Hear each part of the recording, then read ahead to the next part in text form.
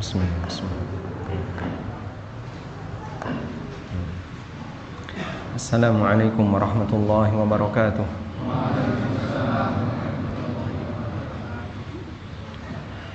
Alhamdulillahi rabbil alamin, alladzi hadana lihada wa ma kunna linahtadiya laula an hadana Allah.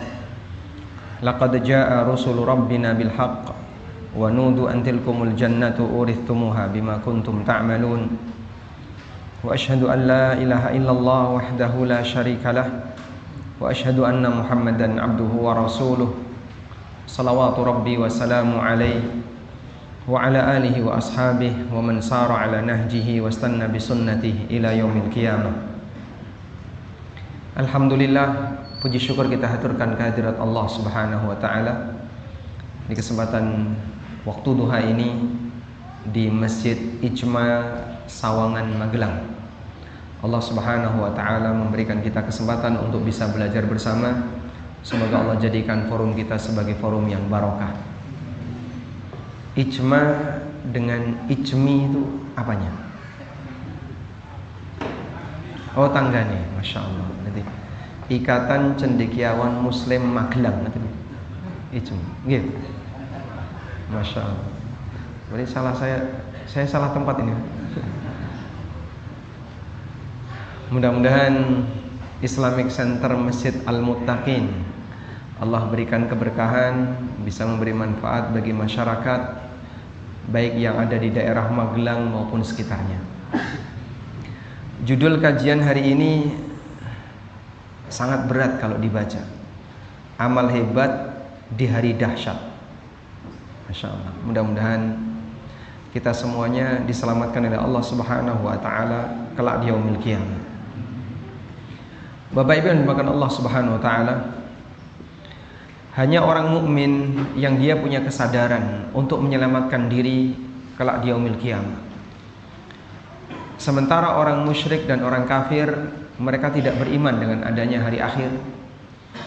Ada juga orang yang meyakini ada kehidupan yang kedua, tapi dia meyakini sudah ada jaminan pasti bahwa dia pasti akan selamat. Dan ada juga mereka yang menganggap bahwasanya hidup itu hanya akan berakhir dengan keadaan di muka bumi saja. Sehingga kalau kita lihat keadaan manusia berkaitan dengan hari akhir, ada 3 ideologi yang berbeda. Pertama, ada orang yang meyakini bahwa hari akhir itu tidak ada. Seperti orang ateis, orang-orang yang tidak meyakini adanya Tuhan. Sehingga menurut dia hidup ini hanya apa yang saat ini kita alami. Begitu kehidupan di muka bumi ini selesai, sudah, semuanya sudah berakhir. Dan dulu orang-orang musyrikin di zaman Nabi SAW, mereka punya keyakinan yang sama. Bahkan mereka bersumpah atas nama Allah, orang yang mati tidak akan mungkin dibangkitkan kembali oleh Allah. Allah menyebutkan dalam Al-Quran, wa aqsamu billahi jahda aymanihim la yab'atsullahu may yamut. Mereka bersumpah dengan menyebut nama Allah, jahda aymanihim, dengan sumpah yang serius. La yab'atsullahu may yamut, Allah tidak akan membangkitkan orang yang sudah mati. Bahkan salah satu di antara mereka, dia namanya Al-As bin Wa'il, ayahnya sahabat Amr ibn Al-As. Al-As bin Wa'il ini orang yang sudah tua, tapi jahat sama Rasulullah SAW. Al-As bin Wa'il suatu ketika bawa tulang mayit, ditaruh di hadapan Rasulullah SAW, sambil menghina Nabi SAW dan mengatakan, qala may yuhyil 'idhama wa hiya ramim. Siapa yang akan menghidupkan tulang-tulang ini kalau dia sudah jadi tanah? Maka dijawab oleh Allah dengan Allah turunkan surat Yasin. Qul yuhyihal ladzi, lanjutannya apa? Qul yuhyihal ladzi. Kelihatan enggak pernah yasinan ini. Qul yuhyihal ladzi ansha'aha awwala marrah. Sampaikan wahai Muhammad, yang menghidupkannya adalah zat yang pertama kali menciptakannya. Sebagaimana Allah mampu untuk menciptakan manusia dari yang sebelumnya tidak ada menjadi ada, Allah mampu untuk menghidupkan kembali manusia yang sebelumnya sudah ada, kemudian mati, lalu Allah hidupkan kembali. Nah, dalam logika orang musyrikin, mereka menganggap mana mungkin orang sudah jadi tanah, orang yang sudah jadi debu, bahkan kadang mayitnya berserakan di mana-mana, mati di padang pasir, dimakan serigala, dimakan singa, dimakan hiena, ada yang dimakan elang, tersebar di mana-mana, jadi kotoran. Gimana caranya Allah bisa menyatukan? Qul yuhyihal ladzi ansha'aha awwala marrah. Jawablah, yang pertama kali yang menciptakan, dialah nanti akan menghidupkan. Allah mampu untuk menciptakan kalian yang sebelumnya tidak ada. Maka lebih mudah bagi Allah untuk menghidupkan kalian yang sebelumnya sudah pernah ada. Karena itu Nabi Ibrahim alaihissalam pernah meminta kepada Allah Subhanahu wa taala tentang bagaimana cara Allah menghidupkan orang yang mati. Qala rabbi kaifa tuhyil mauta. Ya Allah, bagaimana cara engkau menghidupkan makhluk yang sudah mati? Qala awalam tu'min. Allah bertanya kepada Ibrahim, apa kamu belum beriman? Jawab Ibrahim gimana? Qala bala walakin liyatma'inna qalbi. Aku beriman, tapi tujuannya adalah agar semakin membuat mantap hatiku. Maksud Ibrahim apa di sini, Pak? Beliau minta ditunjukkan bagaimana cara Allah menghidupkan makhluk yang mati agar yakinnya itu tambah. Sebab yakin itu kan ada 3 tingkatan ya. Yang paling bawah apa Pak namanya? Yang paling bawah ilmul yakin. Atasnya ainul yakin. Atasnya lagi hakul yakin. Contoh sederhana, Pak. Bapak orang Jogja dapat berita bahwa di Sawangan ada masjid lantai 2 ya, lantai 2 ya. Ada masjid lantai 2 namanya Masjid Ijma. Cuman dapat informasi. Nah, ketika Anda meyakini yang menyampaikan informasi ini benar, berarti Bapak punya namanya ilmul yakin. Dari ilmu itu, informasi itu Anda yakin. Itu namanya apa? Ilmu al-yakin. Lalu ketika Anda datang ke Sawangan, lihat menaranya, oh itu menara Ijma, ada tulisannya Ijma. Oh, berarti benar, sudah kelihatan ya? Namanya apa? Ainul yakin. Mata melihat kejadian langsung meskipun belum masuk, tapi dari kejauhan kita sudah lihat menaranya yang tinggi. Oh, itu loh yang namanya masjid yang sempat viral itu. Jadi ainul yakin. Begitu Anda masuk, benar ini masjidnya. Namanya hakul yakin. Yakin seperti apa yang membuahkan pahala? Ilmul yakin. Ketika ainul yakin, iman seseorang tidak diterima. Sebab yang menjadi ujian itu jika bentuknya baru ilmul yakin. Misalnya, Bapak percaya ada surga? Yakin? Kok belum yakin? Yakin 100%? 100% yakin. Baik. Sudah pernah lihat belum? Belum. Kenapa Anda percaya? Bapak percaya ada neraka? Percaya? Yakin? Dari mana Bapak bisa yakin? Dari informasi Al-Quran. Al-Quran memberitakan besok akan ada surga, besok ada neraka, dan Anda percaya, yakin. Maka saat Anda yakin seperti itu namanya ilmu yakin. Begitu ditampakkan surga dan neraka, kapan orang ditampakkan surga dan neraka? Kapan? Ketika kapan? Nah, di alam kubur. Sebagaimana disebutkan dalam hadis Al-Barra bin Azib. Pada saat orang itu berada di alam kubur, Allah buka pintu surga dan Allah buka pintu neraka. Sehingga dia melihat surga dan melihat neraka. Orang kafir ketika itu terus beriman diterima enggak? Tidak.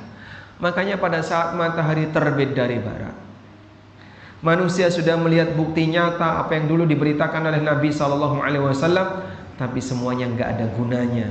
Kenapa? Karena sudah kelihatan. Kalau sudah kelihatan ngaku beriman, tidak diterima.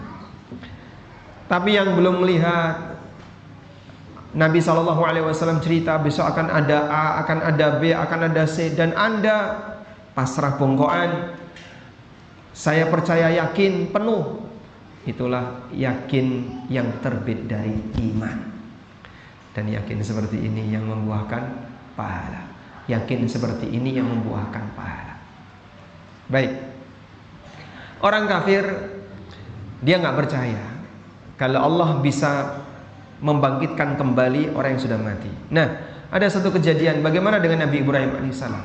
Nabi Ibrahim ditanya oleh Allah, awalam tu'min, apa kamu belum percaya? Ibrahim mengatakan apa? Bala walakin liyatma'inna qalbi. Aku sudah beriman, tapi agar aku makin mantap. Maksudnya makin mantap gimana?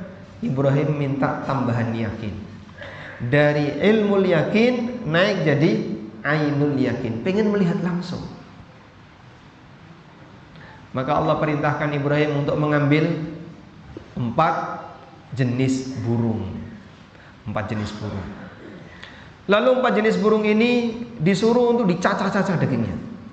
Dicacah-cacah, bulunya dibrodoli semuanya, sehingga darahnya tercecer di mana-mana, terus dagingnya dicampur jadi satu, kepalanya disimpan.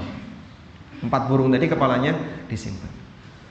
Kemudian yang sudah dicacah tadi dibagi ke beberapa gunung. Ada yang ditaruh di gunung A, ditaruh di gunung B. Ada sebagian yang menyebutkan ke 4 gunung, ada yang menyebutkan ke sekian gunung. Intinya pokoknya setelah itu dibagi-bagi ke beberapa gunung. Qala fad'uhunna ya'tinaka sa'ya. Panggil sekarang burung-burung yang sudah kamu cacah itu.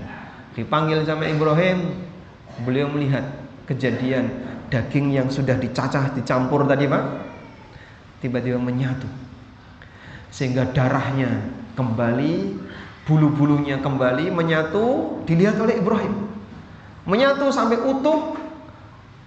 Ya'tinaka sa'ya, dan mereka berjalan mendekat ke Ibrahim tanpa kepala, karena kepalanya dipegang oleh Ibrahim. Saat burung A dikasih kepala, B nggak cocok, nggak mau. Saat burung B dikasih kepala, C nggak mau. Ketika dikasih pasangannya, hidup kembali. Demikianlah cara Allah Subhanahu wa ta'ala menghidupkan makhluk yang sudah mati. Innama amruhu idza arada syai'an ay yaqula lahu kun fayakun.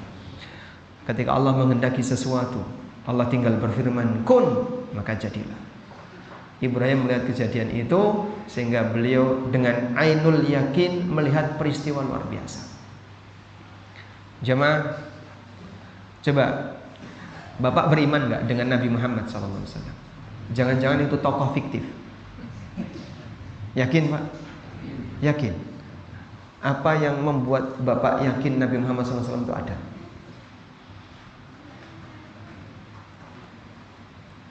Saya nggak punya bukti, Mas, tapi saya yakin. Gimana itu? Apa yang membuat Anda yakin bahwa Nabi Muhammad SAW itu ada? Bukan fiktif. Gimana? Meninggalkan? Peninggalannya ada. Apa itu? Al-Quran. Oh, ini lagi. Kamu percaya kalau Al-Quran ini peninggalan beliau? Jangan-jangan tulisan beliau. Mungkin nulis Quran. Pembuktian untuk bisa mewujudkan itu, beliau tidak bisa baca tulis. Dan tidak mungkin buku yang sehebat ini buatan manusia. Maka dari situlah, dengan semua bukti itu kita yakin Nabi Muhammad SAW itu ada. Buktinya, beritanya ada, sejarahnya ada, keterangan-keterangan dan penjelasannya ada. Beliau bukan tokoh fiktif, tapi beliau itu ada. Dan beliau diutus oleh Allah. Kamu tahu beliau diutus oleh Allah dari mana? Beliau kan didatangi Jibril. Jibril lagi lah, Jibril itu dari mana kamu tahu? Kan gaib. Tapi bahasa iman mengatakan saya percaya 100%. Karena kitab yang ada di hadapan saya itu Al-Quran, kitab yang mukjizat, dan Allah Subhanahu wa ta'ala memberitakan banyak hal tentang kisah beliau ada di situ, sebagaimana para nabi masa silam ada di situ. Seperti ini tidak semua orang memilikinya. Seperti ini tidak semua orang memilikinya. Baik. Maka di bagian awal kita sebutkan ada kelompok yang dia tidak beriman dengan hari akhir, yaitu orang musyrikin, Demikian pula orang-orang ateis, menurut mereka hidup itu hanya sekali. Begitu manusia sudah mati, selesai sudah.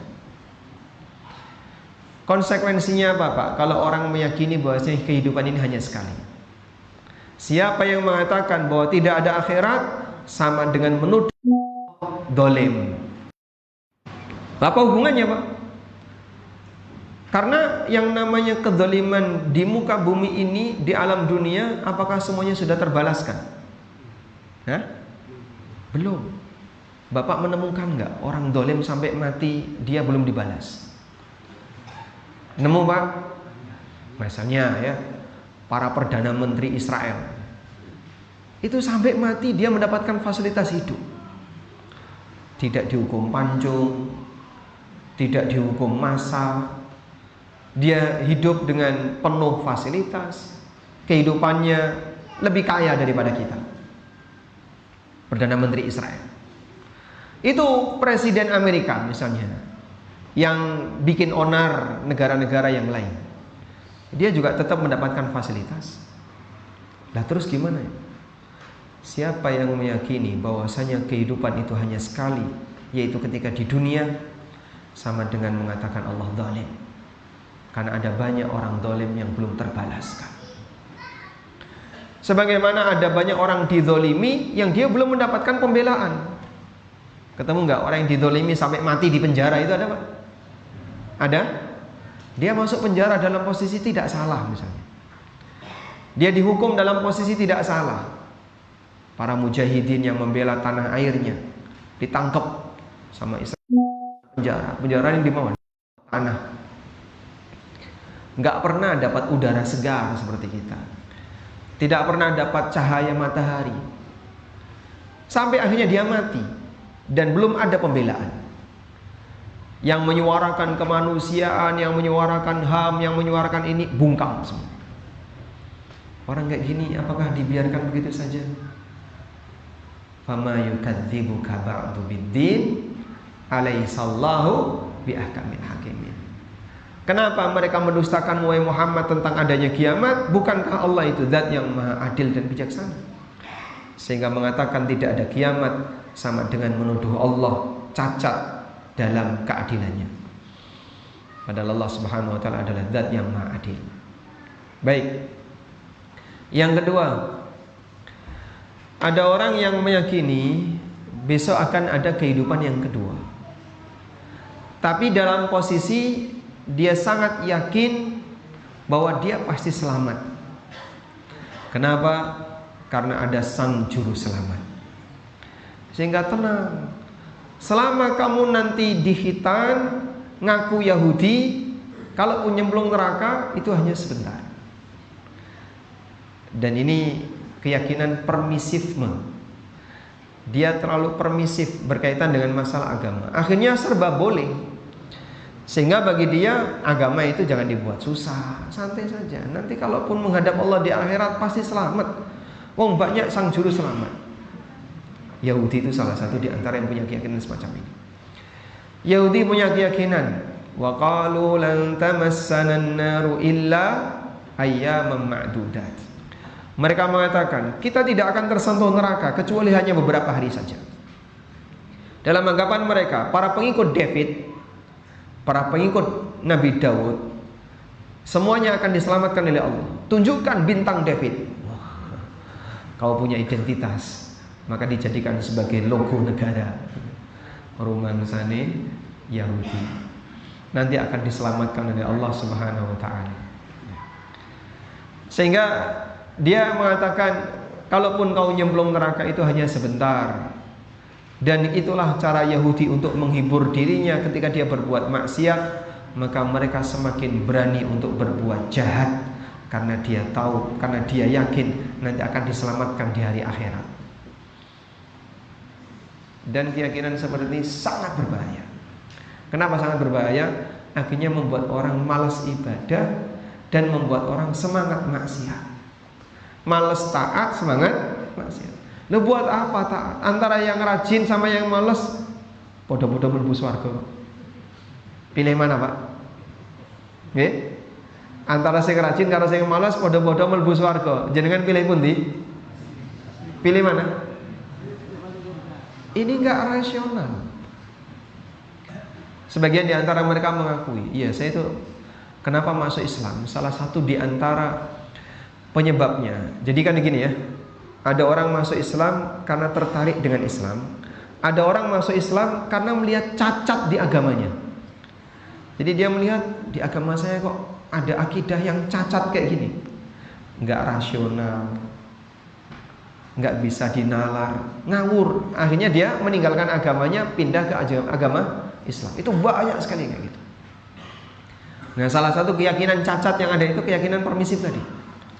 Sudah tenang saja, kamu nanti akan diselamatkan oleh Sang Juru Selamat, sehingga kau di akhirat walaupun tidak pernah taat akan tetap masuk surga dengan selamat. Lah apa gunanya yang taat? Antara yang taat sama yang juru maksiat, yang tukang maksiat, statusnya sama. Pernah ada ya, ini Bapak mungkin bisa cari di YouTube. Forum konsultasi syariah pendeta. Jadi itu online lewat telepon.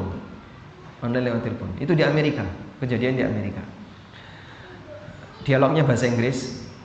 Kemudian ada yang nelpon. Si penelpon ini tanya, orang Amerika juga mungkin kayaknya, karena dialognya sama. Aku mau tanya, sebenarnya kenapa sih Yesus itu kok dibunuh? Lalu si pendeta ini memberikan jawaban, untuk menebus dosamu, menebus dosaku, dan menebus dosa semua manusia. Lalu si penelpon ini tanya lagi, apakah Yesus juga akan menebus dosa orang yang menyalibnya? Lalu si pendeta ini bilang, iya termasuk. Masya Allah. Sampai dosa orang yang menyalibnya itu ditebus oleh Yesus. Padahal mereka yang dolim sama Yesus dalam keyakinannya. Terus tanya lagi, berarti apakah Yesus juga akan menebus dosanya umat Nabi Muhammad SAW? Ya, dia tidak mengucapkan salawat ya. Apakah dia juga akan menebus dosanya umat Muhammad? Nah, pendeta ini sudah mulai terpojok dia. Dia bilang tidak. Loh, salahnya apa? Yang menyalib saja ditebus dosanya. Kenapa umat Muhammad SAW kita Bapak pernah buat salah sama Nabi Isa nggak? Hah? Kejahatan apa yang Anda lakukan terhadap Nabi Isa? Kita tidak melakukan apapun. Bahkan kita memuliakan beliau, menjunjung tinggi beliau sebagai seorang nabi, sesuai dengan posisinya sebagai seorang Rasul ulul azmi. Lu salahnya apa? Yang seperti ini kita nggak pernah berbuat salah, tapi dosa kita tidak ditebus. Kalau konsekuen dengan keyakinan bahwasanya beliau dibunuh untuk menebus dosa seluruh umat manusia, kan termasuk dosa saya dan dosa bapak ibu sekalian. Tapi mereka tidak mau meyakini itu, kecuali umat Muhammad. Akhirnya karena nggak rasional, banyak di antara mereka yang pindah. Ini apa-apaan? Dagelan kayak gini. Bagaimana mungkin antara yang rajin taat sama yang malas taat diberi hak yang sama? Nah, di tengah kaum muslimin, pemahaman seperti ini disisipkan oleh sebagian tokoh yang sebenarnya itu bahaya. Pun toh bapak jenengan, tenang mawon jenengan. Nanti kalau ketemu malaikat sebut saja, kula niki murite Mbah Fulan. Selamat sampai. Bahaya nggak Pak itu Pak? Bahaya Pak. Mana ada model hak, kemudian orang boleh menyelamatkan yang lain dengan cara cuma nyebut nama. Tak tunggu awakmu ning pintu surga. Masya Allah. Sudah, kamu nanti tinggal sebut saja, saya adalah muridnya Kanjeng Sinten. Maka nanti kau akan diselamatkan dari azab neraka. Tak tunggu di pintu surga. Akhirnya kan kalau sudah seperti ini, jadinya orang itu apa? Ngawur. Mau taat, mau maksiat, sudah ada yang jamin kan? Sudah ada yang jamin. Sehingga ketika dia merasa sudah ada yang jamin, dia merasa di posisi aman. Akhirnya bagi dia ya, berbuat maksiat aman. Sudah ada yang jamin. Itu bahaya. Ada yang pakai atas nama ormas, sebut saja nanti kamu adalah anggota ormas ini, kamu pasti akan diselamatkan. Ada yang suruh nyebut nama gurunya, ada yang nyebut nama ini dan seterusnya. Jadi ada passwordnya yang berbeda-beda gitu. Nyebut KB ya gitu Pak. Wow, surgamu kok dhuwur banget.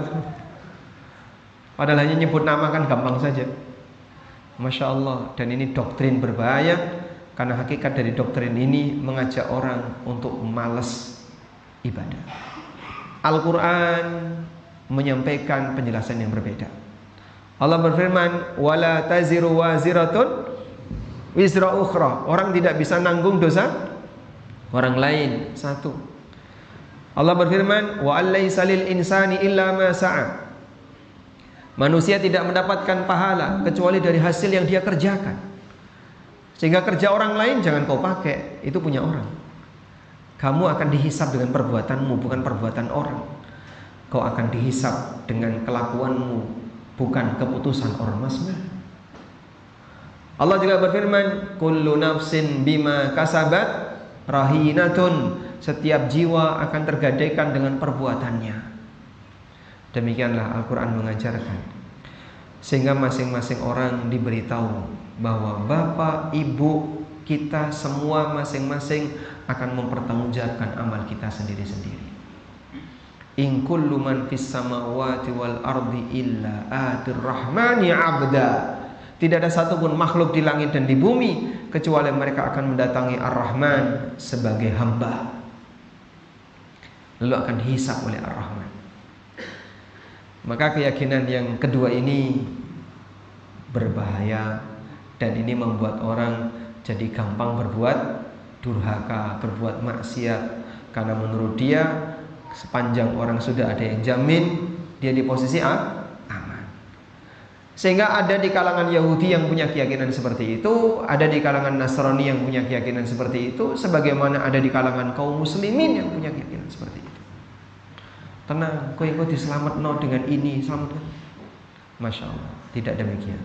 Kalau kamu tidak beramal, maka kau tidak akan bisa mendapatkan keselamatan. Baik.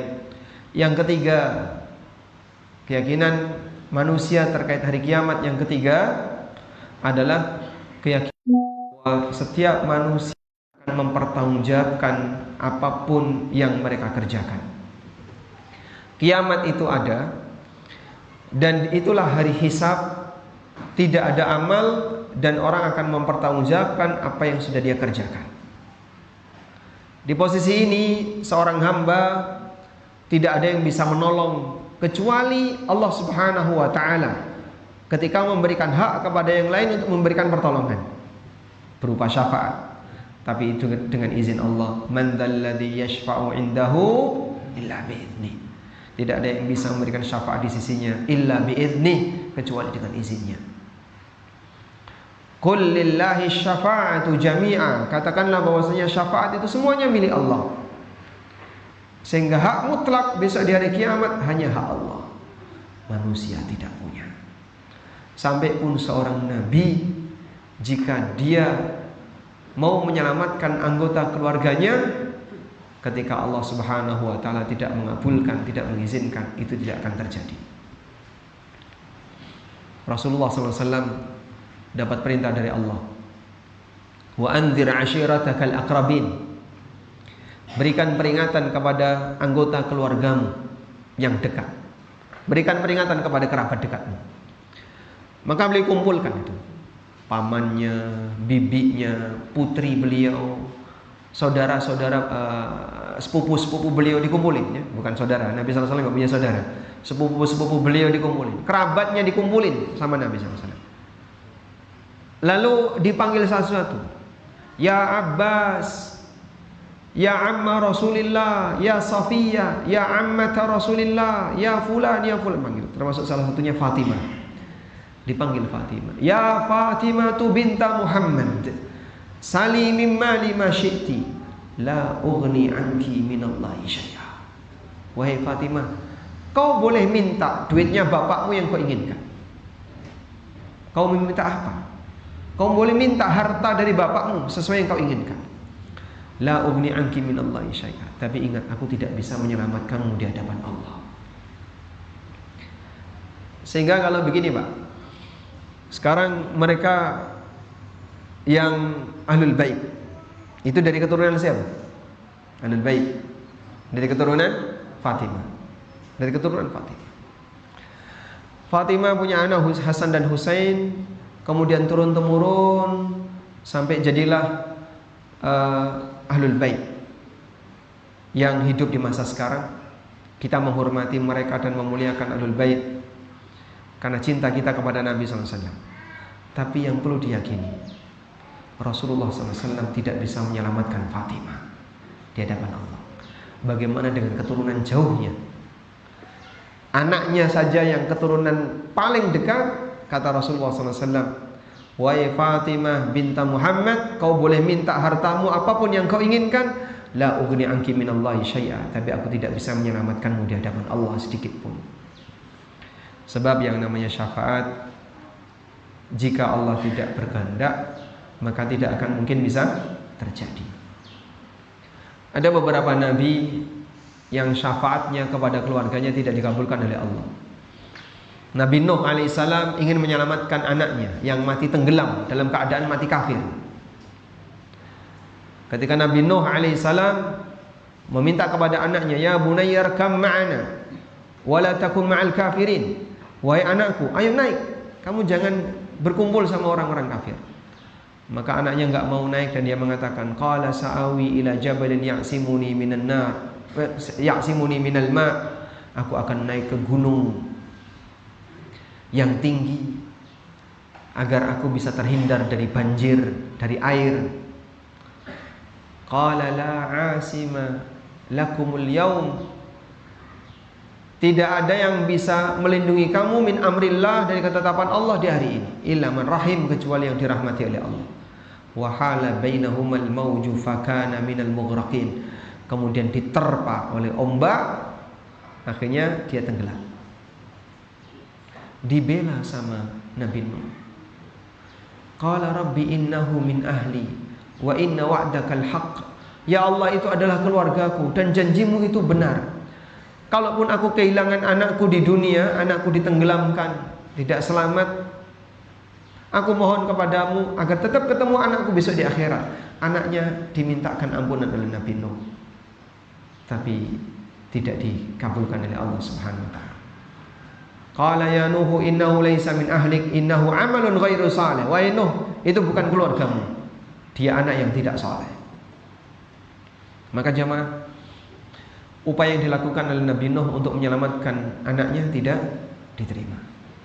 Hal yang sama juga dilakukan oleh Nabi Ibrahim alaihissalam. Beliau berusaha untuk menyelamatkan siapa? Ayahnya. Dalam hadis riwayat Bukhari, Nabi SAW pernah bercerita, yalqa Ibrahimu abahu yaumal qiyamah, yalqa Ibrahim azara yaumal qiyamah, wa ala wajhihi qatara ghabarah. Besok di hari kiamat, Ibrahim akan ketemu ayahnya yang bernama Azar. Di wajah Azar muram dan berdebu.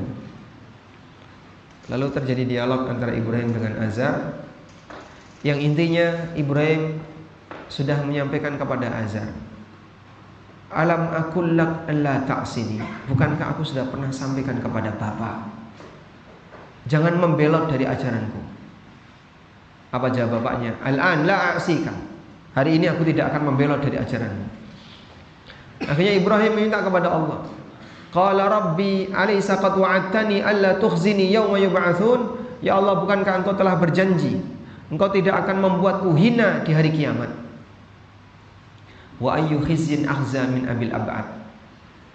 Dan kehinaan apa yang lebih parah yang aku alami melebihi ketika dijauhkan dari Bapa.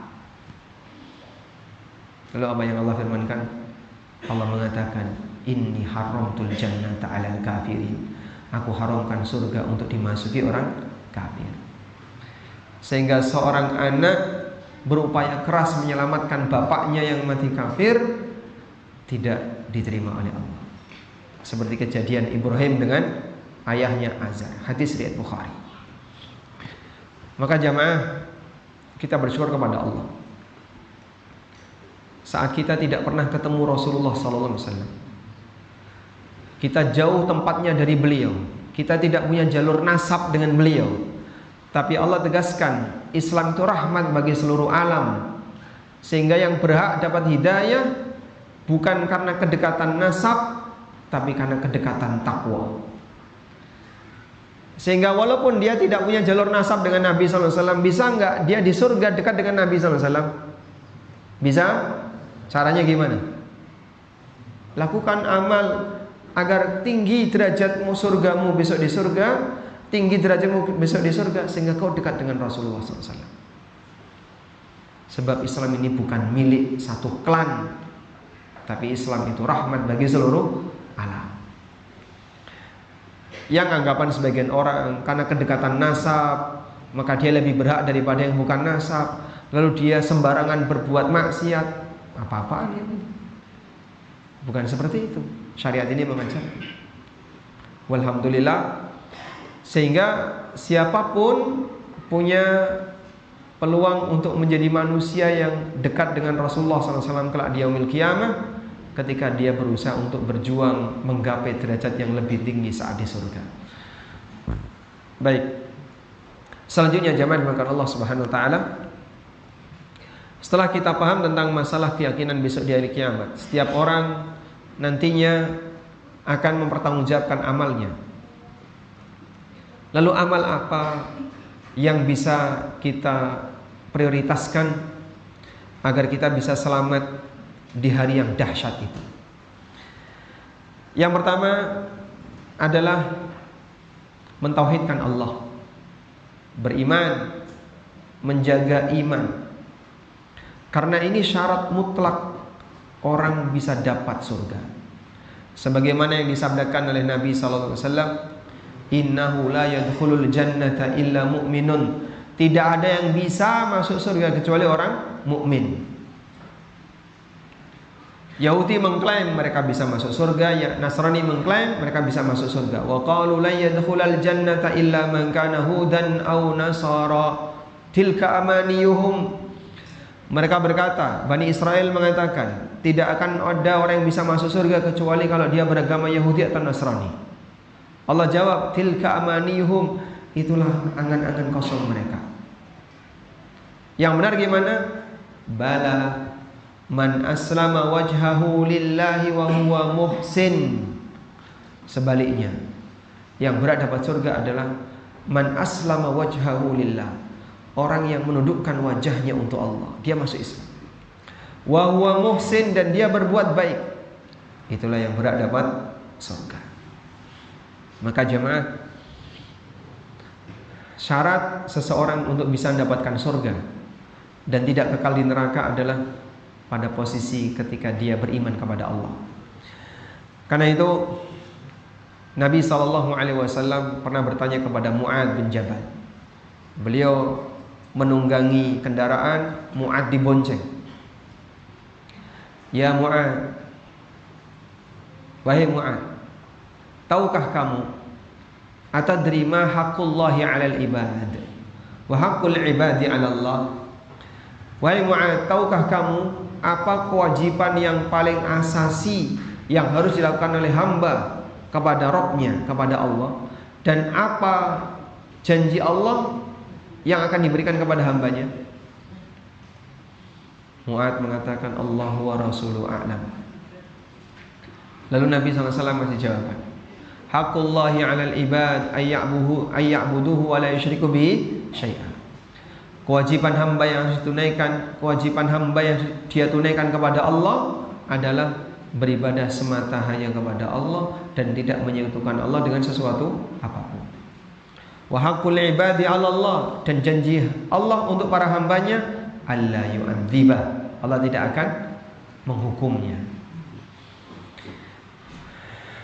Dan kita layak banyak mohon kepada Allah agar hidayah ini selalu melekat pada diri kita sampai akhir hayat.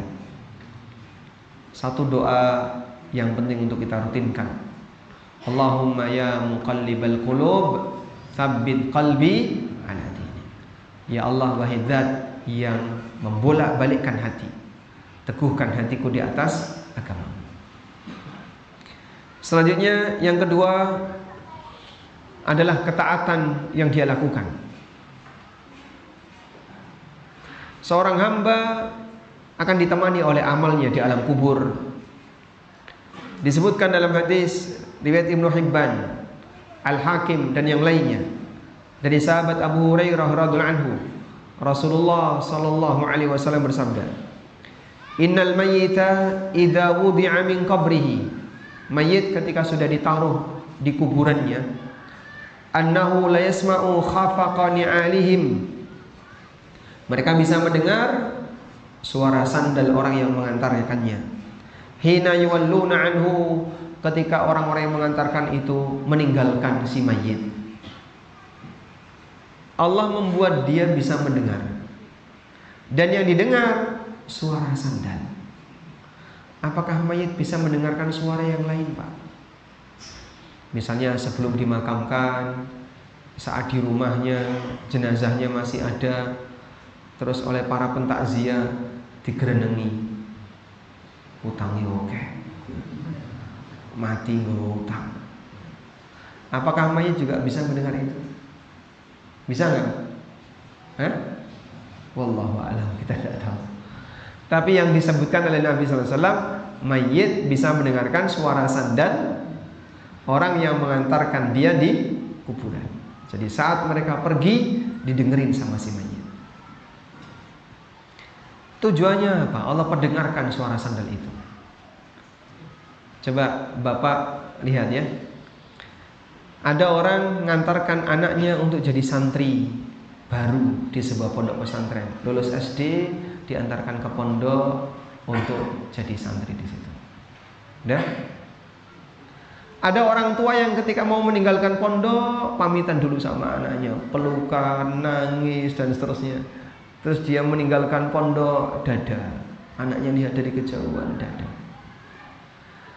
Ada orang tua yang setelah naruh anaknya di pondok, dibawa ke petugas, ke ustadznya, ini anak saya, ini bayarnya selesai dah, silakan nak ke kamar. Ke kamar dia kumpul sama teman-temannya, tinggal pergi. Begitu anaknya keluar, bapak sudah pergi. Kira-kira yang lebih sedih yang mana? Yang lebih sedih yang mana? Dislamur ke nama pamit? Yang pamit. Ternyata yang lebih memberikan pengaruh psikologi itu yang pamit. Kalau yang dislamur ke tadi, ya, bapak udah gak ngubri sama saya, sudah. Ketika tadi ya, anak sedang bermain kemudian ditinggal, tidak dada-dada dan seterusnya, itu ternyata lebih kuat mental. Allah Subhanahu wa ta'ala membuat mayit bisa mendengar suara sandal untuk memberitahu kepada yang bersangkutan, kamu sekarang ditinggal sendirian. Kamu sekarang ditinggal sendirian. Sudah? Akhirnya didatangi oleh malaikat. Nabi SAW mengatakan, fa in kana mu'minan kanatis salatu inda ra'sihi wa kanatis siyamu an yaminihi wa kanatis zakatu an yasarihi wa kana fi'lul khairati minas sadaqati was silati wal ma'rufi wal ihsani ilan nasi inda rijlaihi.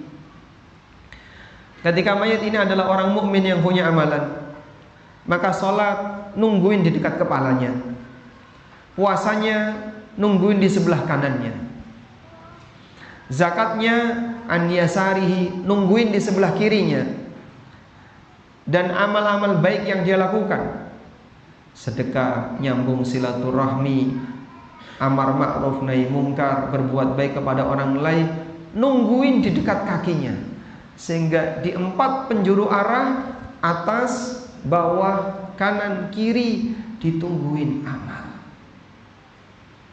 Salatnya di mana? Di kepala. Zakatnya sebelah kanan, puasanya di sebelah kanan, zakatnya di sebelah kiri. Orang miskin bisa zakat nggak, Pak? Orang miskin bisa zakat? Zakat fitrah. Makanya zakat fitrah ini zakat untuk hampir semuanya. Sampai pun yang bukan muzaki, yang dia tidak punya kewajiban zakat, dia tidak punya harta sebesar 1 nisab, tapi masih wajib zakat. Zakat fitrah. Berapa sih Pak tingkat kemampuan zakat fitrah? Ya kira-kira kalau orang mengeluarkan zakat fitrah pinten kilo? Berapa kilo? Anggaplah 3 kilo. Jenengan metu beras 3 kilo tidak mengganggu aktivitas dapur, berarti wajib bayar zakat fitrah. Hanya dengan beras 3 kilo. Baik. Insya Allah kita semuanya pernah zakat. Yang pernah zakat fitrah, dia pernah zakat. Walaupun dia bukan termasuk orang yang punya harta 1 nisab, tabungan dia tidak sampai ratusan juta. Baik. Zakatnya ada di sebelah kirinya. Aktivitas baik yang dia lakukan, nyambung silaturahmi, bersedekah, berbuat baik kepada orang lain, amar ma'ruf nahi mungkar, dan seterusnya ada di kakinya. Fayati min qibali ra'sihi, fayu'ta min qibali ra'sihi, kemudian didatangi oleh malaikat dari arah atasnya, dari arah kepalanya. Fataqulus shalah ma qibali madkhal, salatnya memberikan pembelaan, jangan lewat dari arahku, jangan lewat dari arahku. Tsumma yu'ta an yaminihi fayaqulu siyam ma qibali madkhal, kemudian didatangi dari arah kanan, puasanya memberikan pembelaan, jangan lewat dari arahku. Ketika didatangi dari arah kiri, fataqulu zakat, zakatnya menyampaikan pembelaan, ma qibali madkhal, jangan lewat dari arahku. Tsumma yu'ta min qibali rijlaihi fayaqul fi'lul khairat minas sadaqah wassila wal ma'ruf ilan nas ma qibali madkhal. Ketika didatangi dari arah kakinya, dibela oleh amal baik yang pernah dia lakukan, jangan lewat dari arahku. Masya Allah, amal-amal itu memberikan pembelaan kepada yang bersangkutan. Maka tolong diselamatkan. Kalau beramal yang serius, sholat yang serius, ojo sing penting waton sholat. Sebab kita tidak diperintahkan untuk yang penting beramal asal-asalan, tapi kita diperintahkan ahsan amalan, ayyukum ahsanu amalan. Siapa yang diantara kalian paling baik amalnya? Sehingga kalau kita ingin amal itu berfungsi, menjadi pembela bagi diri kita kelak di alam kubur, maka berusahalah untuk memiliki amalan yang serius. Ali bin Abi Thalib pernah berpesan, kunu liqabulil amal ashadda minhu ihtimaman minal amal. Jadilah orang yang lebih perhatian terhadap diterimanya amal. Jadilah orang yang lebih perhatian terhadap diterimanya amal, melebihi perhatian kamu dengan amal.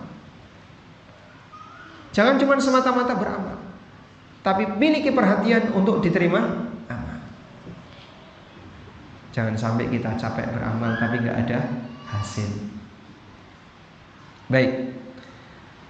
Dan walhamdulillah, mereka yang perhatian dengan ajaran sunnah itu rata-rata amalnya serius. Jelas bedanya Pak, sholatnya orang yang ngerti tentang tata cara sholat sesuai ajaran Nabi SAW, dengan sholatnya orang yang gak peduli, sehingga sholatnya asal-asalan, cepat, rukuk dan sujudnya gak sempurna. Rukuk itu dongak gitu, rukuk kok jengat gitu tuh Mbak. Lah kok nek terlalu medun ya munggah meneh mindon gaweni. Ya ora usah ado-ado, engko ya munggah meneh kok ya. Masya Allah. Jadi dia ketika rukuk itu cuma dikit gini. Allahu Akbar, sami Allahu liman hamidah, Allahu Akbar. Ada juga yang ketika rukuk dia ada bagus, tapi ketika iktidal durung tangi wis medun. Sami Allahu liman hamidah, Allahu Akbar. Mbah, iktidale sampean kurang dhuwur. Habis ning ngisor arep medun ya sisan. Munggah medun mindun gaweni, wis ning ngisor wis rukuk to nggih. Ya munggah saithik wae sing penting munggah terus medun. Ya berarti jenengan tidak iktidal. Orang kalau tidak iktidal gimana? Batal. Sebagaimana kalau rukuknya terlalu dongak gini batal. Dan banyak orang yang seperti itu. Bahkan di zaman Nabi SAW sudah ada. Maka fenomena orang yang kalau sholat ngawur sudah ada di zaman Nabi SAW. Suatu ketika ada orang yang sholat, selesai sholat dia menyampaikan salam kepada Rasulullah SAW yang waktu itu beliau berada di masjid. Setelah dijawab oleh Nabi SAW, Nabi SAW mengatakan kepada orang ini, irji fasalli fa innaka lam tusalli. Ulangi salatmu, tadi salatmu batal. Diulangi lagi. Sampai 3 kali dia dinyatakan oleh Nabi SAW batal. Itu kalau orang di zaman kita wis ngamuk itu. Kamu membatalkan salatku. Apa kamu itu Tuhan? Jadi diingatkan salatnya batal, ya nggak mau percaya. Sudah? Sampai akhirnya orang ini diajarkan oleh Nabi SAW cara sholat yang benar. Dan ternyata masalahnya karena dia tidak tumaknina. Jadi sholatnya culit-culit, seperti ayam mematuk. Rukuk dan sujudnya cuman cepat. Hudzaifah ibn Yaman pernah ketemu dengan orang seperti itu. Lalu ditanya, sejak kapan kamu sholat seperti ini? Maka dijawab oleh yang bersangkutan, mundu arba'ina sana, ya kurang lebih 40 tahun. 40 tahun itu berarti usianya berapa? Hah? Kan tidak mungkin dia sholat sejak lahir kan? Mungkin 50 tahun atau 60 sekian tahun. Anggaplah 55, dia sholat sejak balik 15 tahun. Kau sholat selama 40 tahun seperti ini. Lau mutta ala hadha mutta ala ghairi millati Muhammadin sallallahu alaihi wasallam. Kalau sampai bapak mati sholatnya seperti ini, berarti jenengan mati tidak berada di atas ajaran Nabi Muhammad SAW. Ada orang kayak gitu, bapak lihat orang yang sholatnya cepat, berani nggak mengingatkan, Pak? Berani, Pak? Hah? Enak ya Mas, saya itu nggak enakan orangnya. Iya, dalam masalah amar ma'ruf nahi mungkar kita nggak enakan, tapi orang yang melakukan pelanggaran seenaknya sendiri. Maka orang yang seenaknya sendiri itu harus diluruskan. Jangan beralasan enak, saya nggak enak, padahal dia seenaknya sendiri. Maka jamaah perlu diperhatikan ya. Masalah ibadah, jika kita ingin ibadah ini nanti bisa menjadi pembela kita kelak di hadapan Allah, perjuangkan yang berkualitas. Puasa yang berkualitas, ya. Sedekah juga yang berkualitas. Amal ibadah A, amal ibadah B, semua buat yang berkualitas, agar nanti ibadah itu berfungsi untuk menjadi pembela ketika kita butuhkan. Selanjutnya, ribat fisabilillah. Ribat fisabilillah ini berat ya. Berjaga di daerah perbatasan. Berjaga di daerah perbatasan gimana, Pak? Orang yang berjaga di daerah perbatasan dijanjikan oleh Nabi SAW dalam hadis riwayat Muslim, Ar-ribatu fi yaumin wa lailah fi sabilillah. Ribat sehari semalam di jalan Allah lebih baik daripada puasa selama sebulan, tahajud selama sebulan. Wa aminal fatan, dan orangnya akan aman dari potensi fitnah, dari ujian. Jadi orang ini akan diberi jaminan keamanan oleh Allah, sehingga besok di hari kiamat dia akan dilindungi, diberi jaminan keamanan oleh Allah Subhanahu wa taala. Baik, ini kalau kita ada di mana, Pak ya, ribat fisabilillah? Apa jaga parkir ki ya termasuk?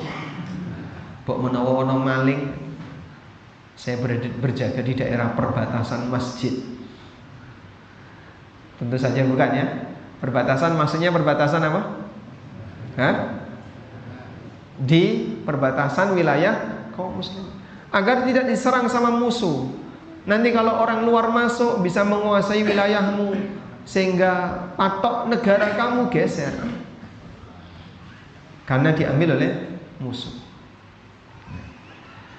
Sehingga ribat fisabilillah mengajarkan kepada hamba untuk siaga di tempat yang di situ berpotensi ada gangguan dari orang jahat. Baik, untuk saat ini mungkin Anda tidak bisa melakukannya, tapi ada satu ribat yang mohon ini penting untuk dihargai. yaitu menjaga wilayah perbatasan agama kaum muslimin. Wilayah perbatasan agama maksudnya apa, Pak? Banyak orang-orang yang mereka berusaha untuk menghancurkan akidah umat Islam. Menghancurkan akidah umat Islam dengan cara digembosi, ya, disisipi ajaran-ajaran yang menyimpang, seperti orang liberal, orang-orang Syiah. Mereka sedang memperjuangkan gimana caranya agar masyarakat itu meninggalkan akidah yang lurus. Lalu ada yang menghembuskan akidah-akidah menyimpang dan seterusnya. Nah, di saat orang dipengaruhi seperti itu, geserlah keyakinan itu karena dipengaruhi oleh orang yang tidak bertanggung jawab tadi. Hadirlah para ulama yang menjelaskan, ini enggak boleh, ini akidah yang menyimpang, ini hukumnya haram, ini dilarang. Maka posisi ulama ini dia sedang berjaga, menjaga akidah masyarakat, menjaga ajaran Islam yang ada di tengah masyarakat agar tidak dirusak oleh orang yang berusaha untuk menembus ajaran ini dengan cara menyampaikan hal-hal yang menyimpang. Baik, sekitar tahun 2016, 17, 18 sampai tahun 2019, gerakan anti riba itu banyak sekali. Di sini anti riba, di sini anti riba banyak sekali. Termasuk saya juga pernah ngisi di masjid ini sebelum renovasi. Yang dulu waktu saya datang itu menghadap ke barat, nah, mihrabnya sekarang menghadap ke selatan. Maksudnya saya yang bingung ya. Jadi dulu sempat bingung. Nah, dulu kita sempat membahas tentang kajian masalah riba, kajian masalah muamalah, dan seperti itu semarak di masyarakat. Mereka semuanya sudah kompak untuk mengatakan bunga bank konven itu riba. Sepakat. Namun maaf Pak, belakangan ada yang mau merusak dari dalam. Loh, katanya ada fatwa yang mengatakan bunga bank konvensional itu bukan riba.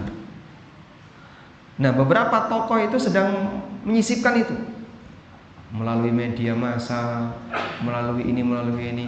Akhirnya yang dulu yakin sekarang jadi fungsi ustadz di mana dia yang jadi barrier. Kemudian menjelaskan kepada masyarakat, tolong diwaspadai, ini adalah hembusan yang bahaya, salah ini. Bisikan-bisikan salah. Penjelasannya seperti ini. Masyarakat bisa menerima. Alhamdulillah bertahan. Sehingga keyakinan yang dulu mengatakan ini riba, ini haram, ini praktek syirik tetap bertahan.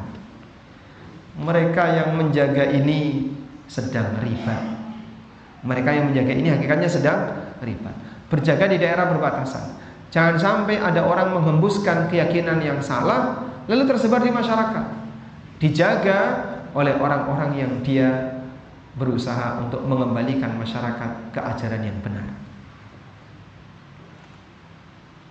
Baik. Orang liberal itu punya panggung ya. Dan dulu panggung liberal itu ya cukup terkenal, sehingga banyak sekali tokoh-tokoh liberal yang dipasang di tempat-tempat strategis. Saya dapat kabar ya, Bapak pernah dengar nggak? Disertasi yang diterbitkan oleh UIN Suka yang isinya adalah membolehkan praktek zina. Dah, dengar ya? Viral ya itu ya? Kalau tidak salah, penulisnya ini dijadikan penasehat oleh lembaga pemerintah untuk urusan keremajaan, remaja atau keluarga atau apa.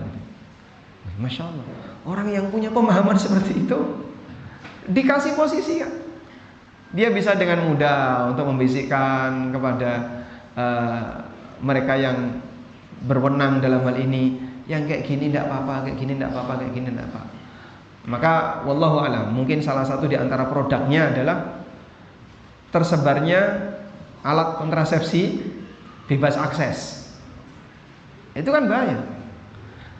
Yang biasanya dijual secara tertutup, tidak bebas akses, ini ditaruh di luar bebas akses. Sehingga orang mau zina, ambil ini dulu, yang penting aman, yang penting tidak hamil. Sehingga mereka takut penyakit, tapi tidak takut dosa zina. Makanya Bapak lihat ya, kampanyenya apa? Awas bahaya HIV, awas bahaya HIV, awas bahaya AIDS. Mereka tidak pernah mengkampanyekan awas bahaya zina, dosa besar. Adanya bahaya apa? Hah? Penyakitnya. Kowe zina sakaremu sing penting ora AIDS. Lho kok banyak ngono? Karena kita punya standar yang berbeda. Dan itu karena pengaruh liberalisme tadi, Pak, yang mengajak manusia untuk kembali ke masa jahiliyah melalui ya, media-media sosial yang mereka punya. Baik.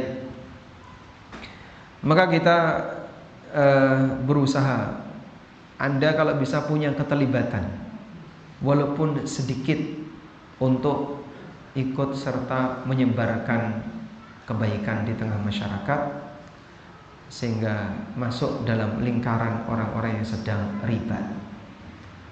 Apa yang bisa saya lakukan, Pak? Saya nggak punya materi untuk saya sampaikan. Baik, Bapak punya video apa yang bagus, share di sini, taruh di sana. Jadinya orang tahu, oh kayak gini. Sehingga mungkin gara-gara peran Bapak menyebarkan video itu, akhirnya orang jadi kenal. Melalui ceramah sang ustadz ini, masyarakat jadi paham. Alhamdulillah, mudah-mudahan peran Bapak dicatat oleh Allah sebagai penyambung lidah menyampaikan kebenaran. Selanjutnya, yang keempat, yang terakhir. Yang terakhir ini sifatnya amalan bacaan. Sifatnya amalan bacaan. Surat Al-Mulk disebutkan dalam hadis riwayat Tirmidzi, Ibnu Majah dan Abu Hurairah radhiyallahu anhu. Rasulullah sallallahu alaihi wasallam bersabda, "Inna suratan minal Qur'ani 30 ayatan." Dalam Al-Qur'an ada satu surat yang berisi 30 ayat. Syafa'at li rajulin hatta ghufiralah. Dia akan memberikan syafaat kepada seseorang, maksudnya adalah kepada pembacanya, hatta ghufiralahu, sampai dia diampuni. Wa qala sallallahu alaihi wasallam, dan disebutkan dalam riwayat yang lain, riwayat Al-Hakim dan yang lainnya, suratul tabaraka hiyal mani'ah min adzabil qabri. Surat Tabarak itu apa? Al-Mulk. Itulah surat Al-Mani'ah yang akan mencegah orang dari azab kubur. Masya Allah. Berarti amalannya apa itu, Pak? Ya, kalau berdasarkan keterangan ini, berarti cukup Anda baca. Saat Anda membaca surat Al-Mulk, Anda membaca surat Tabarakalladzi biyadihil mulk, maka akan mendapatkan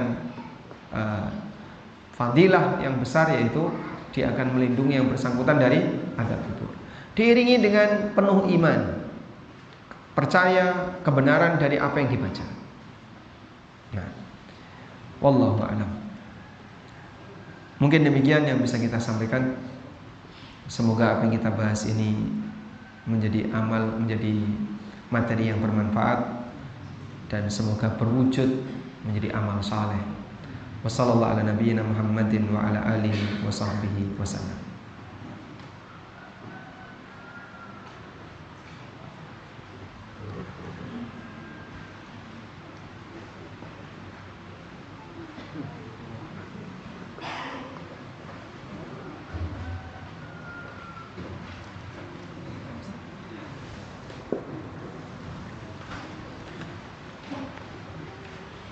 Baik, ada yang mau menyampaikan secara langsung? Fadhal.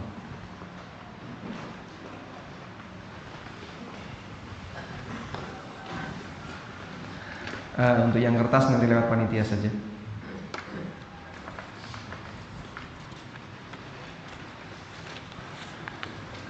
Ada pertanyaan, Assalamualaikum warahmatullahi wabarakatuh. Waalaikumsalam warahmatullahi wabarakatuh. Orang awam memahami hari-hari pada bulan-bulan dalam satu tahun itu sama. Tidak ada bedanya antara hari-hari bulan A dan hari-hari di bulan B.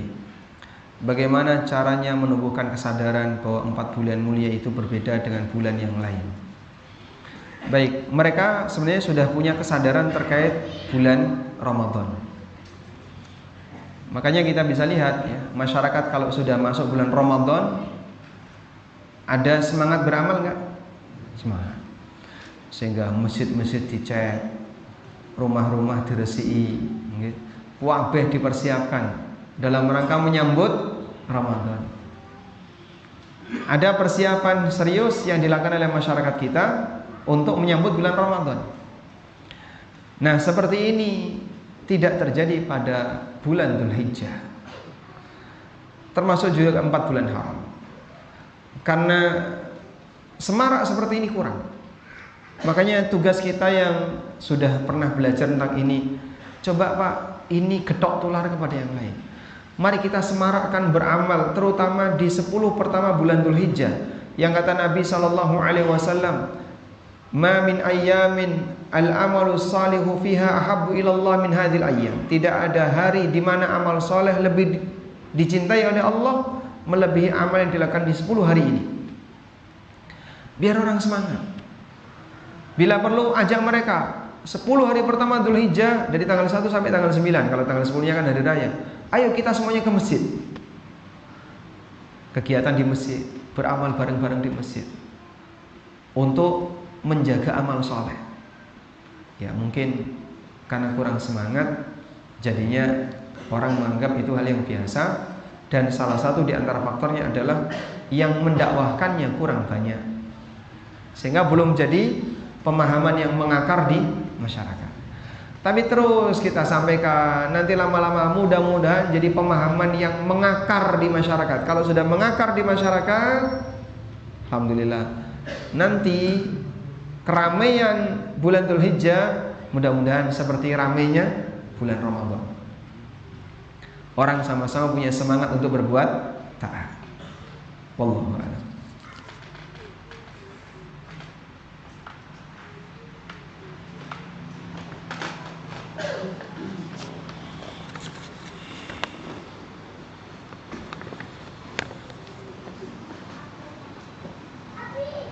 Pertanyaan dari jamaah kajian malam Selasa Masjid Glogo Ombo. Gelagah Ombo. Tentang bacaan pada duduk tahiyat awal.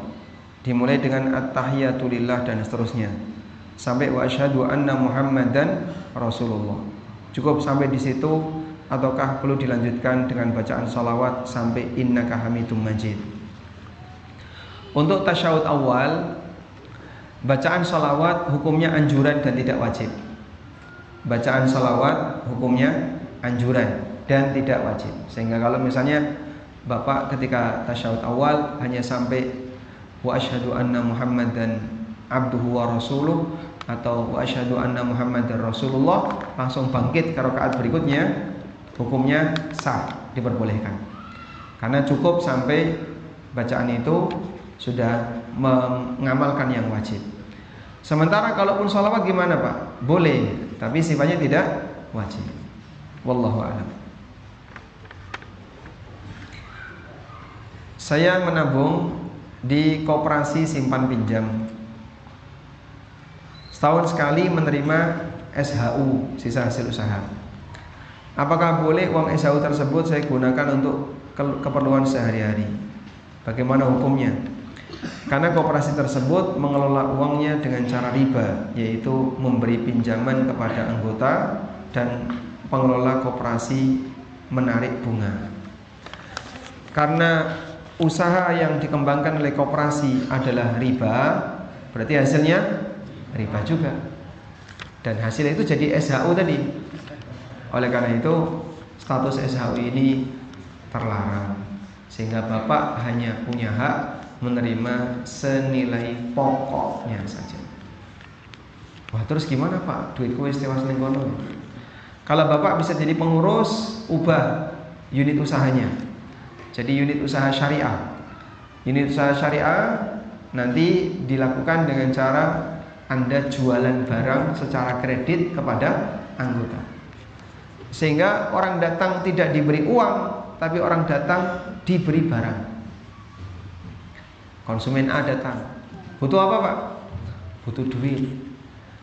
Wih, aku nyileh duit. Mohon maaf Pak, koperasi kami tidak menyediakan itu. Sampean butuh duit nggo apa? Arab rabi. Oh, koperasi tidak menyediakan itu ya. Tapi kalau Bapak butuh perlengkapan walimah, kami bisa belikan. Jenengan setelah nikah mau beli apa? Saya butuh lemari, saya butuh ini, butuh ini. Baik, nanti kami belikan. Sudah? Setelah itu kami jual ulang ke Bapak, jenengan bayar nyicil ke kami. Boleh ya? Seperti itu? Boleh. Nah, kalau seperti ini hasilnya, maka usahanya jika seperti ini, maka hasilnya halal dan SHU-nya halal. Wallahu a'lam.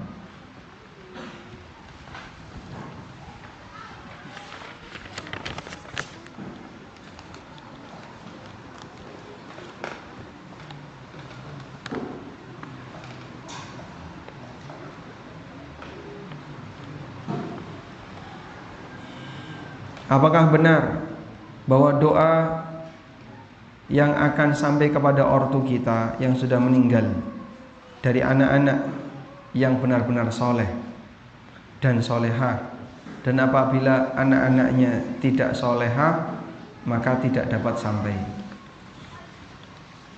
Yang benar, doa itu bisa dari siapapun, tidak harus anak. Khatib pada saat dia menyampaikan khutbah Jumat, waktu Jumatan Pak ya, di bagian akhir dari khutbah Jumat yang dilakukan khatib apa Pak? Berdoa. Allahumma ighfir lil mu'minina wal mu'minat wal muslimina wal muslimat al ahya'i minhum wal amwat. Ya Allah, ampunilah mukmin laki dan perempuan, muslim laki dan perempuan yang masih hidup maupun yang sudah meninggal. Begitu khatib membaca doa ini, makmum yang merem langsung tangis. Jumatan sudah mau selesai. Pertanyaannya, doa itu sampai enggak Pak kepada orang-orang mukmin yang didoakan? Sampai. Kenapa sampai? Karena untuk doa bukan syarat harus dari anak. Allah Ta'ala berfirman, walladzina ja'u min ba'dihim yaqulun Rabbana ighfir lana wa li ikhwanina alladzina sabaquna bil iman. Dan muslim yang datang setelah generasi mereka, yaitu setelah generasi sahabat, yaquluna, mereka mendoakan, Rabbana ighfir lana wa li ikhwanina alladzina sabaquna bil iman. Ya Allah, ampunilah kami dan ampunilah saudara-saudara kami yang mendahului kami dalam iman.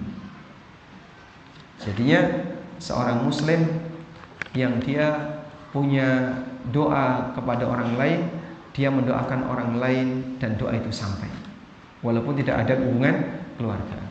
Nah terus fungsinya anak apa Pak? Waladun soleh yad'ulah, anak soleh yang mendoakan orang tua. Nah intensitas doa yang paling banyak itu dari anak, terutama kalau anaknya soleh. Nah anak yang preman melupakan, yang penting untuk warisan. Sehingga kalau anaknya tidak punya pendidikan agama, dalam pikiran dia ketika bapaknya mati, yang dia pikirkan apa? Warisan. Itu kalau nggak punya pendidikan agama. Tapi kalau seorang anak yang punya pendidikan agama, ketika bapaknya mati, dalam pikiran dia, gimana saya bisa berbakti kepada orang tua walaupun beliau sudah meninggal. Anak soleh akan merasa, saya belum bisa membalas jasa orang tua, saya ingin berbakti kepada kedua orang tua walaupun yang bersangkutan sudah meninggal. Itu yang dia pikirkan. Maka dia banyak mendoakan. Makanya kenapa disebut waladun soleh yad'ulah, anak soleh yang mendoakan. Sebab hanya anak soleh yang punya semangat lebih untuk mendoakan orang tuanya. Wallahu a'lam. Assalamualaikum warahmatullahi wabarakatuh. Waalaikumsalam warahmatullahi wabarakatuh. Di tempat kami pernah ada kajian di masjid. Ustadz menyampaikan adanya keutamaan ribat. Beliau menyampaikan bahwa amalan menunggu waktu sholat satu dengan sholat berikutnya setara dengan ribat. Benarkah demikian? Baik. Ini disebutkan dalam hadis riwayat Bukhari Muslim. Rasulullah sallallahu alaihi wasallam pernah mengatakan, maukah kutunjukkan ala adullukum ala ma tamhu bihil khataya wa tarfa'u bihid darajat? Maukah kutunjukkan kepada kalian amalan yang bisa menghapus dosa dan bisa mengangkat derajat seseorang? Maka para sahabat menjawab, bala ya Rasulullah, tentu ya Rasulullah. Kemudian Nabi SAW menyebutkan 3 amal: isbaghul wudu'i 'alal makari, wa kathratul khuta ilal masajid, wa intidharus salati ba'das salat. Menyempurnakan wudu walaupun dalam posisi tidak suka, terlalu dingin. Apa yang berat ketika Magelang kedinginan? Magelang kedinginan ya. Apa yang berat ketika wudu di daerah Magelang yang dingin? Kumur gitu Pak. Berkumur rasanya apa Pak? Ngilu. Sementara Anda tidak menemukan air hangat, tapi wudu harus berkumur. Wis pokoknya kudu berkumur. Karena menurut pendapat sebagian ulama berkumur itu wajib. Dia paksa untuk berkumur agar wudunya sempurna, walaupun dia nggak suka. Wa kathratul khuta ilal masajid, memperbanyak langkah menuju masjid, maksudnya jalan kaki. Wa intidharus salati ba'das salat, dan menunggu salat seusai dia melaksanakan salat. Sehingga selesai salat dia nunggu salat berikutnya. Lalu Nabi SAW mengatakan, fadzalikumur ribat, fadzalikumur ribat, fadzalikumur ribat. Itulah ribat, itulah ribat, itulah ribat. Maksud ribat di sini apa? Mengikat antara satu amal soleh dengan amal soleh berikutnya. Mengikat satu amal soleh dengan amal soleh berikutnya.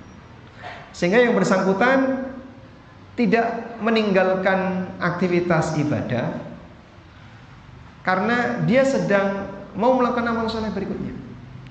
Selesai sholat ini dia masih siaga untuk sholat berikutnya.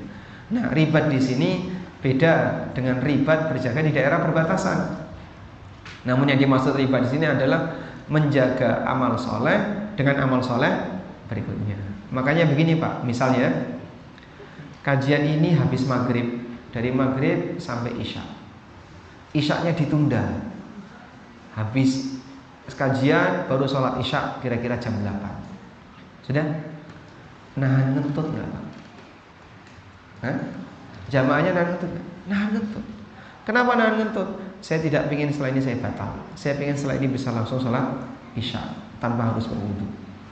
Suasana perasaannya beda Pak. Dengan begitu keluar masjid, plong. Arab ngentut, orang tidak kepikiran ya. Tapi kalau masih berada di masjid, dia seperti siaga. Dia seperti siaga. Itulah orang yang sedang ribat. Maka nggak sama antara orang ketika di luar masjid, kemudian dia nyantai, mau ngentut, gak kepikiran, dengan orang yang berada di dalam masjid dan dia berusaha untuk menjaga agar tidak batal, itu beda, perasaannya beda. Jamaah yang tawaf kan tidak boleh ngentut, dia jaga selama 3 jam gak ngentut sambil bergerak. Kalau gak ngentut sambil duduk mungkin lebih nyaman. Ini gak ngentut sambil bergerak selama 3 jam terus Pak. Sehingga semua jamaah umroh sebelum dia tawaf persiapan dulu, dikuras gitu, biar nanti tidak bermasalah ketika di perjalanan. Bagi yang masih muda mungkin terasa ringan, bagi yang sudah senior usianya itu tantangan berat. Maka sabar tidak kentut beda antara satu orang dengan orang yang lain. Begitu selesai tawaf, sholat 2 rakaat, minum air zam-zam, sekarang sa'i bebas, lega. rasanya beda. Wallahu a'lam.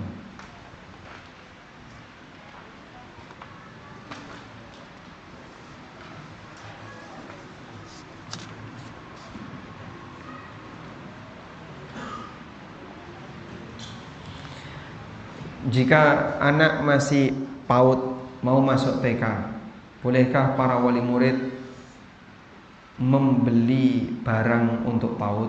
Kalau memberi barang untuk PAUD boleh, berarti wakaf.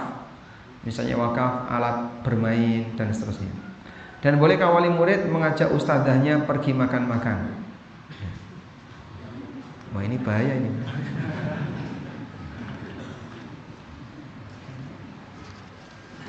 Nah, hukumnya tidak boleh ya, karena masuk kategori sogok, gratifikasi.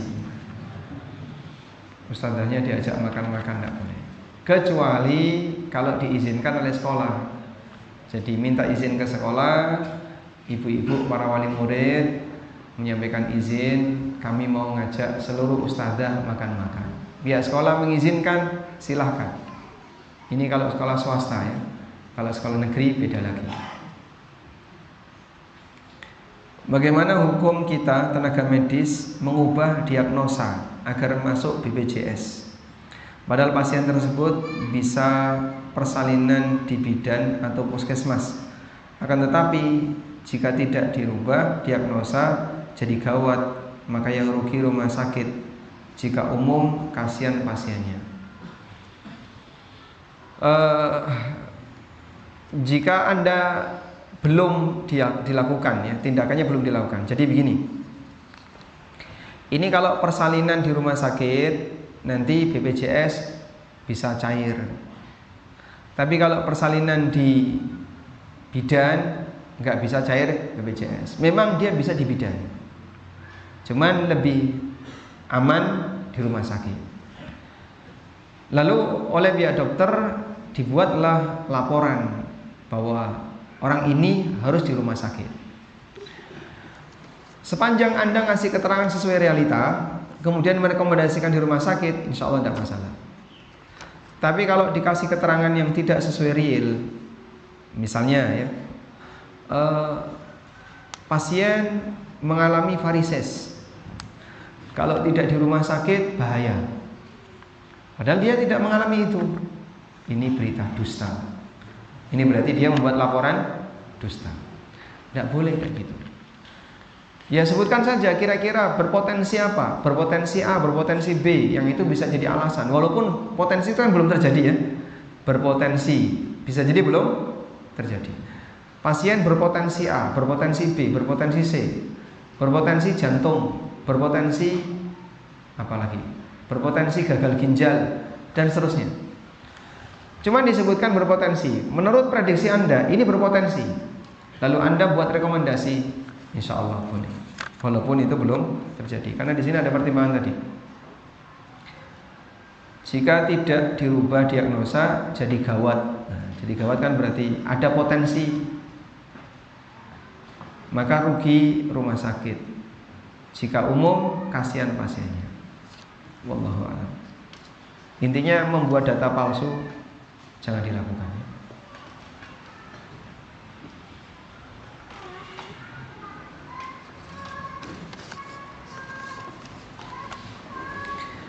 Apa hukumnya briling?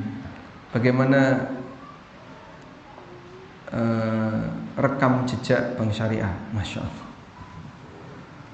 Saya membayarkan uang nasabah masih diputarkan, dipinjamkan para petani, pedagang dan lain-lain. Bukannya ini riba. Saya mendengar uang nasabah masih diputarkan dan dipinjamkan ke petani.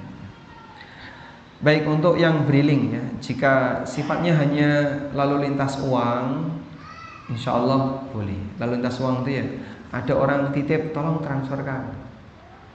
Atau ada orang yang mau tarik tunai, Pak saya dapat transfer sekian, saya mau tarik tunai di tempat Bapak, boleh. Nah untuk yang seperti ini hanya boleh bayar biaya jasa saja, tapi tidak boleh ada kelebihan dari nilai uang. Ya Bapak kalau narik 1 juta nanti kami tarik, kami kenakan jadi 900. Nah itu tidak boleh. Narik 1 juta ya kasih 1 juta. Biaya jasanya berapa? Normalnya berapa? Ya kami biasanya kena cas 3.000, 4.000. Insya Allah tidak masalah. Ada orang yang akadnya pinjam uang tapi dibelikan emas, terus bayarnya dicicil pakai uang. Hukumnya bagaimana? Contoh emas 1 gram jadi 2 gram. Misal emas harganya 1 juta jadi 200. Kalau dia pinjam uang ya kembalikan uang. Utang itu dikembalikan sesuai yang diterima. Sehingga kalau yang diterima uang, maka dikembalikan dalam bentuk uang. Kalau yang diterima emas, yang dikembalikan dalam bentuk emas. Ngerti ya? Sehingga kalau A utang ke si B, lalu oleh B dikasih uang, maka nanti kembalikannya uang. Jangan minta emas. Jangan juga minta dikonversi emas. Karena kalau minta dikonversi emas, jadinya ada nilai yang beda. Wallahu a'lam. Menjawab? Alhamdulillah. Nah. Baik, kayaknya nggak bisa ya. Sulit, ada yang sulit.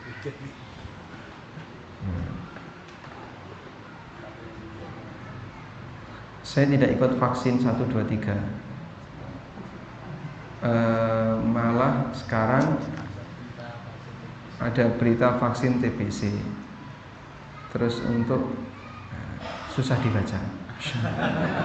Ini Masya Allah tulisannya. Ini kayak Hono Coroko. Terus nantinya jadikan kepada pasien. Wallahu a'lam. Saya susah membacanya. Baik, mungkin itu. Semoga apa yang kita pelajari ini bermanfaat. Allahumma anfa'na bima 'allamtana wa 'allimna ma yanfa'una warzuqna ilma. Wa sallallahu ala nabiyyina Muhammadin wa ala alihi wa sahbihi wa sallam. Wa akhiru da'wana alhamdulillahi rabbil alamin. Wassalamualaikum warahmatullahi wabarakatuh.